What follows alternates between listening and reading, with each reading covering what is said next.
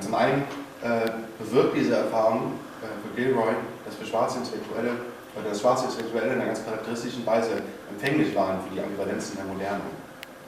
Und eine dieser Ambivalenzen besteht für Gilroy darin, dass die Sklaverei ein kontingentes Ereignis unter Bedingungen der Aufklärung oder so etwas wie ein vormodernes Relikt war, das eben verschwindet, sobald klar wird, dass es mit den grundlegenden Prinzipien der Aufklärung nicht verträglich ist. Und Gilroy sagt, ja, sanctions or subverts the unfreedom of slaves and helps sanctions. Und damit wendet sich Gilroy gegen ein ganz bestimmtes Verständnis der Moderne, das er ganz paradigmatisch anhand von der Theorie von Jürgen Habermas diskutiert. Jetzt ein langes Zitat, kann ich das noch ein bisschen erläutern. Gilroy sagt, über Habermas Konzeption der Moderne, in dem Buch der philosophische Diskurs der Moderne, modernity is approached through its counter-discourses and often defended solely through its counterfactual elements. Their analyses remain substantially unaffected by the histories of barbarity, which appear to be such a prominent feature of the widening gap between modern experience and modern expectation. There is a scant sense, for example, that the universality and rationality of enlightened Europe and America were used to sustain and relocate rather than eradicate an order of racial difference inherited from the pre-modern era.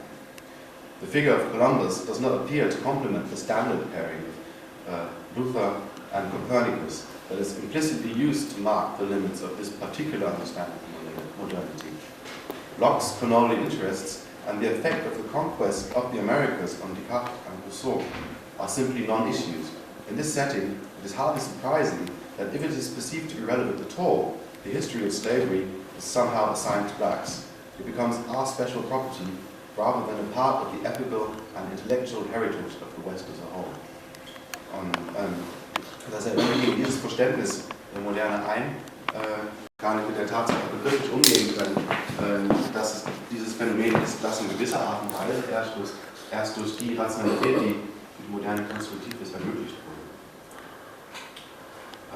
Die Konsequenz aus genau dieser Erfahrung und die Auswirkung auf diesen diskursiven Raum, den Gilroy den Black Atlantic nennt, kann man so beschreiben. Einmal gibt es eben einen ganz spezifischen Blick auf den Diskurs der Moderne frei. Und es ist dieser Blick, der konstruktiv ist für das, was Gilroy eben als diese distinctive counterculture of modernity bezeichnet. Und Gilroy sieht diese Perspektive als eine echte Alternative an zu den zwei Standardperspektiven, die es normalerweise in der Diskussion über die Moderne gibt.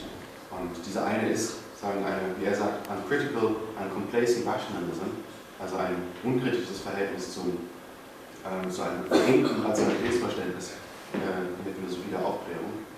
Und andererseits sozusagen der hässliche Zwilling dieser Position, self-conscious and potency negative. Und deswegen kann man Gilroys Projekt in ganz kurzer Form so verstehen, dass er etwas erzählen will, was man als die Urgeschichte der Moderne aus der Perspektive des Sklaven rekonstruieren will. Das ist ein Begriff der Urgeschichte der Moderne. Und damit kommt schon zum zweiten Aspekt, der konstruktiv ist. Denn diese kritische Perspektive auf die Aufklärung, die durch die Erfahrung der Sklaverei und durch ihre Auswirkungen bedingt wurde, kann man eben selber als eine Radikalisierung dieses Aufklärungsdenkens begreifen. Das heißt, dass für Gilroy eben die Menschen, die man als Bewohnerinnen oder Bewohner kann, in einem ganz emphatischen Sinne modern sind. Das heißt, dass diese Counterculture of Modernity eben selber ein Teil der Moderne ist und insofern, als dass sie eine Manifestation ihrer radikalisierten Selbstkritik ist. Und das ist ein ganz bestimmtes Verständnis von Aufklärung, das er dabei voraussetzt. Und dieses Verständnis von Aufklärung beruht auf einer bestimmten Lesart der kantischen Antwort auf die Frage, was ist Aufklärung, die Michel Foucault vorgelegt hat. Und ganz kurz, etwas vereinfacht dargestellt, ist diese Lesart eine von der Aufklärung oder eben der Kritik als eine bestimmte moralische und politische Haltung, eine bestimmte Denkungsart. Und diese Denkungsart wird es mir jetzt auch im Folgenden gehen. Das heißt, nochmal zusammengefasst, diese spezifische Perspektive, die für diese Counterculture of Modernity konstitutiv sein soll, Das ist eine Perspektive, die einerseits, wie Gilroy sagt, in einem expandierten Westen, also in den Expanded West, aber eben nicht komplett innerhalb dieser zu finden ist.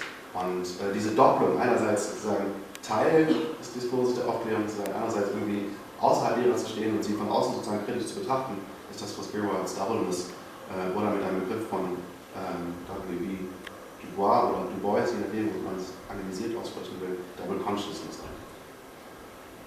Und er sagt, genau dieses Double Consciousness ist eine, wie er sagt, definitive characteristic of the intellectual history of the Black Atlantic. Und eben macht das aus, was er als einen frühen schwarzen Modernismus bezeichnet. Und den fasst er zusammen in einer relativ komprimierten Formulierung. It does not, also dieser frühe schwarze Modernismus, it does not fit unambiguously into a time consciousness derived from and punctuated exclusively by changes in the public urban worlds of London, Berlin and Paris. Writers, particularly those closest to the slave experience, repudiated the heroic narrative of Western civilization and used a philosophically informed approach to slavery in order to undermine the monumental time that supports it. They shared a sense that the modern world was fragmented along axes constituted by racial conflict and could accommodate non-synchronous, heterocultural modes of social life in close proximity. Their conceptions of modernity were periodized differently. They were founded on the catastrophic rupture of the Middle Passage rather than the dream of revolutionary transformation. They were punctured by the processes of acculturation and terror that followed that catastrophe, and by the countercultural aspirations towards freedom, citizenship, and autonomy